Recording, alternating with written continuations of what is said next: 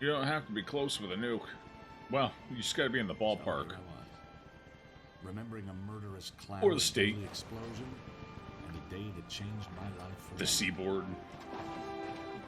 Hiccups. Parzival's.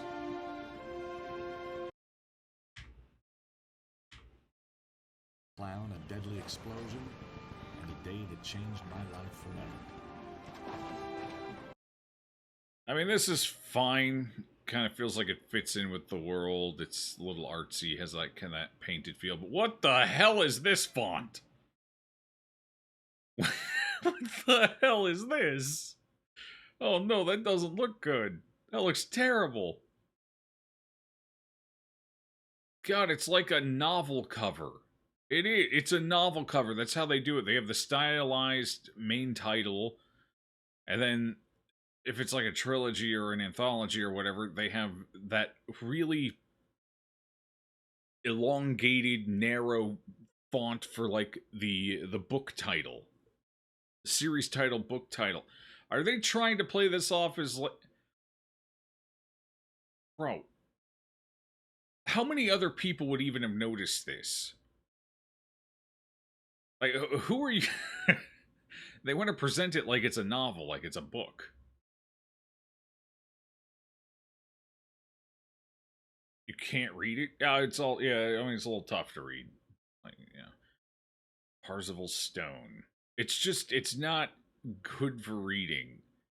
I don't know why this font was ever picked for novels in the first, like novel covers in the first place, because it's so awkward to read because of the how stretched it feels. It's a really unpleasant to read font. Their typeface or whatever. Ain't exactly action games, true, but still, it's like they're trying to pander to an audience that isn't there. I feel like at this point I'm in the minority of somebody who's familiar with and routinely reads novels and plays games. I don't think that's a big audience anymore. I,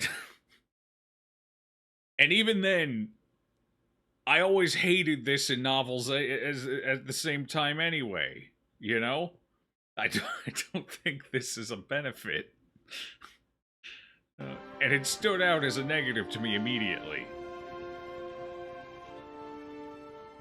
Stand out from the background. Yeah, that would have helped too. It doesn't stand out from the background Sounds like at we're all. in danger. We are. We are in Well, danger. let's get a drink and you Okay. can bring me up to speed. I do believe it's your round. Sure, un vin blanc, coming up. And if you see a clown, Like, the voice acting is fine, the dialogue is not fine, though.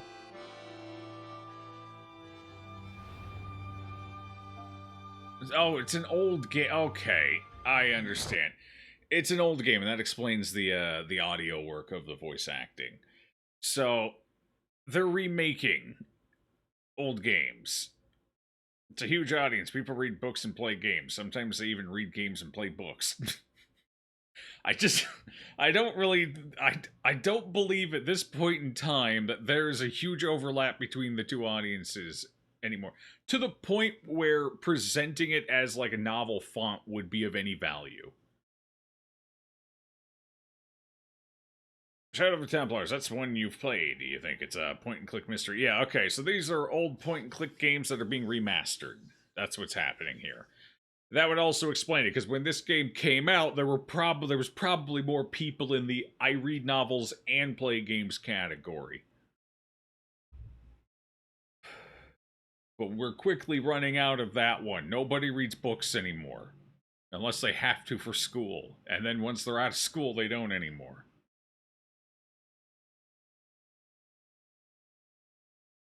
Okay. Well, that makes a lot more sense, honestly. This was made for a different time.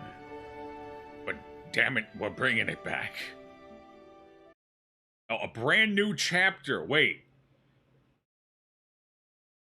no, they are doing a new one. They're remastering the old one to get money out of it. You know, like, hey, see the original. And then they're making a new. This is actually new. Oh, dear God. See, this is better. This is, well, the font here is really awkward to read. I would have maybe reconsidered this one a little. But this is fine. This is not that bad. How did it go down? How did it get worse? This at least feels like a video game title with reasonable fonts. And look, they even have drop shadows on everything so you can read it on backgrounds. How did we go from this to this disaster? How? How did this happen?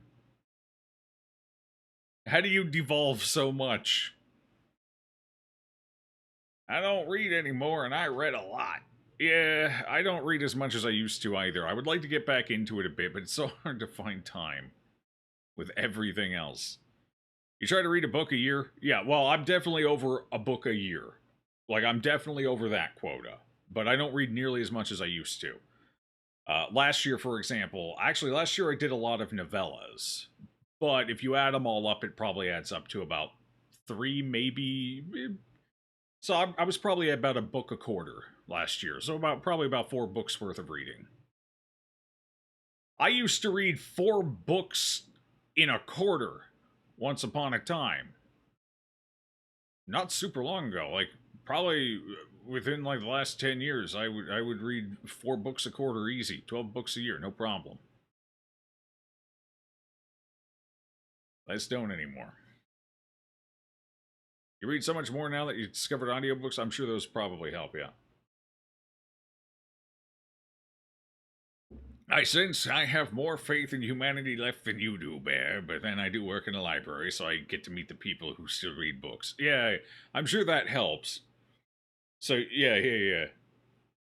It probably falls a little bit under confirmation bias, too, because you do specifically get to meet that group.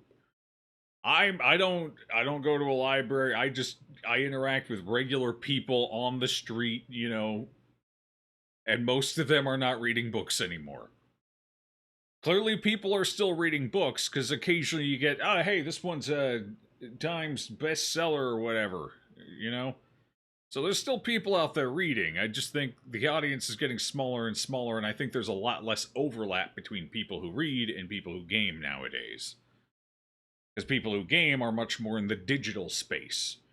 And while there are digital books, it's just not the same. It's not the same experience.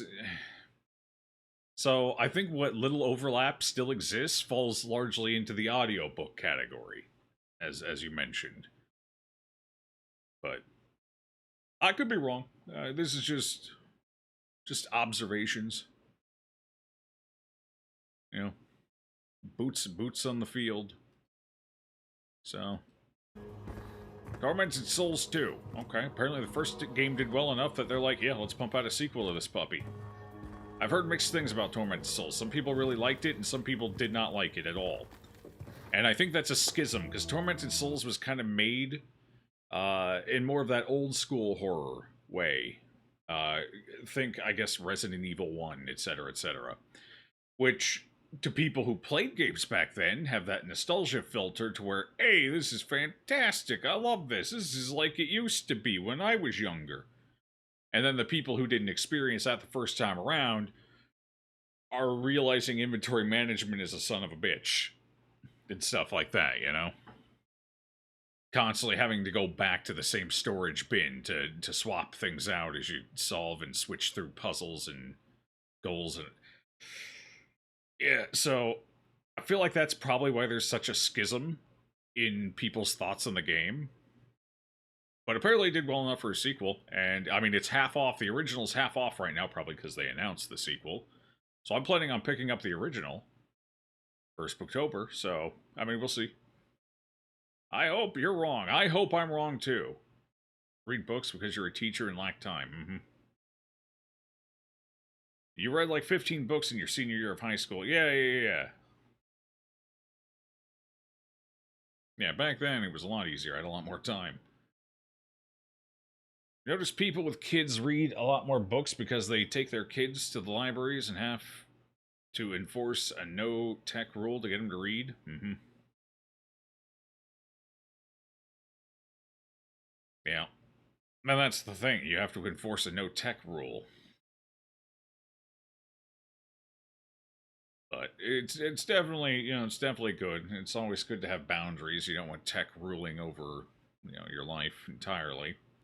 It's good to have a way to disconnect from it a bit. Books are a good avenue for that, and they build critical thinking skills, creativity, the ability to imagine and process ideas in your head visually. You know, it's they're good. They're definitely good for you. Pokemon Go and Roblox. Mm-hmm. Yeah, and it's only going to get worse. So that's the big problem, and that's probably why we have situations now like. So, I mean, we're all reasonably intelligent and people here, you know, adults. Everyone here is familiar with terrace farming, right? We all know what a terrace farm looks like. We're all familiar with terrace farming, right? Yeah, yeah, okay. That's what I thought. So, people have gotten to the point where they know so little while having access to so much information that people don't know what terrace farms are anymore, and they think they're giant steps. That giants existed and used them and built them as stairs. That is an actual thing happening. No, I'm not. It's terrifying. It's a lot of these weird giant conspiracies started taking off on TikTok, which are a bunch of people who probably don't read a whole lot because they've got the attention span of a gnat around a flame. So they think terrace farms are giant stairs. Now, there's a couple of points of critical thinking you could apply here to realize how stupid that is almost immediately, like to dispel your own fancies. First of all, how big would a giant have to be in order to use those as stairs? And let's take into account those stairs are oftentimes on mountains or pretty big hills at least. And some of the ones more recently used in this conspiracy. Oh, they're trying to hide the giants from us. The most recent set of terrace farms that were used for this are over 2 kilometers high. They're pretty high up there. So imagine the size of the giant that would have to use those as stairs. Half the giant would be out of the atmosphere. The giants would be half on the planet, half out in space.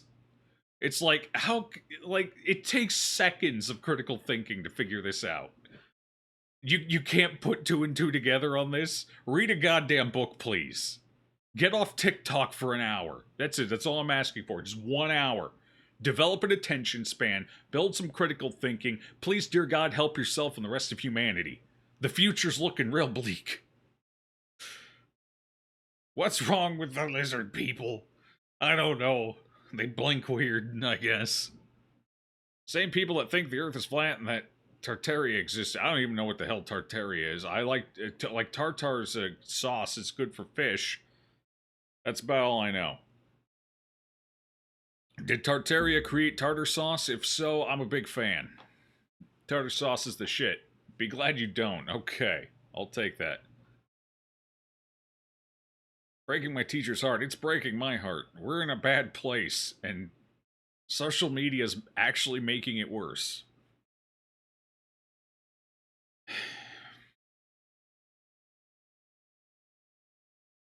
Atlantis, but worse. Oh, that's troubling. At least Atlantis was likely a real place, or at least is rooted in reality. The fantastical idea of Atlantis is obviously bullshit. But the fantasy and mythology is likely built around an actual location. They have a couple of candidates that could have been it. Cities that were coastal that ended up going beneath the waves. But anyway, I don't know anything about Tartaria, or Tartara or whatever, so I couldn't tell you if there's any rationale there whatsoever, but it's also like there's also another current conspiracy trend. This one's involving aliens and technology. They couldn't have built the pyramids. It's impossible. We can't build pyramids today. How did they build them? Well, first of all, we can definitely build pyramids today. It happens. It still happens. It's usually for show. Like there's no practical use for one, so that's why we don't really build them. Like, what the hell are we gonna do with a pyramid? But I believe, was it Vegas? Some place recently built like a PR piece. They built a pyramid as like a theme piece for some kind of event or something. I don't remember what it was. Oh my god, we finally caught up in tech with the ancient people. We just now know how to build a pyramid. Amazing. See? The ancient people couldn't have done it. We just now learned how. 3 seconds of critical thinking is all it takes. 3 seconds. 3. It was built with alien tech. Yeah, that's the whole point. And then people see natural formations that. So everyone's familiar with glaciation, right? And how glaciers and the melting and thaw and all that changes terrain. You get things like moraines and whatever. Yeah, okay, we're all familiar with that. Yeah, of course, we've all read a book in our life.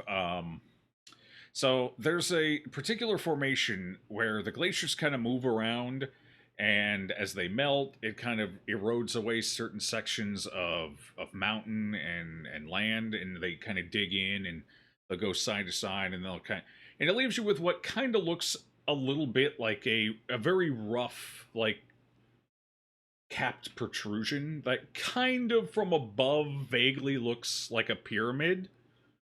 Well, there's one of those in where was it? Was it I remember where it was now. I don't know, one of the poles. One of the ice cap or whatever. Anyway, the location is from a very top-down view. You can kind of trace an imaginary square, although to be fair, one corner of the square is clearly somebody who just drew convenient lines because there's no actual, like, surface markings that would make that line make sense. But the other three kind of, because you just have this formation coming out. And most of that is now buried under ice. So people are like, they found a pyramid under the ice. Here's the evidence. I drew a square around it to make it look square. And it's like, that's a natural formation, bro. You can find them all over the world. Some of them are underground or partly under ice. Some of them aren't. But there's clear examples of this same exact thing elsewhere that you can reference if you were smart enough to look.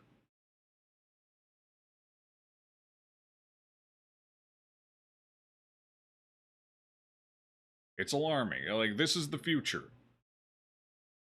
It's kind of spooky. It feels a lot like the 17th and 16th and 15th and 14th century. It's almost like we're reverting.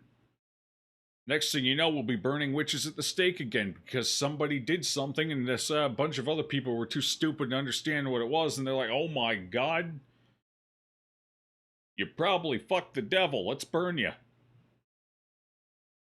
You like fire? Here's some. That's the direction we're heading in again. We're regressing and it's spooky. But anyway, now that that tangent's over, thanks, tormented souls. We do burn witches at the stake today. It's called canceling, true. Cancel culture sucks ass. Alright, let's go. Anyway, Tormented Souls 2 looks kinda neat.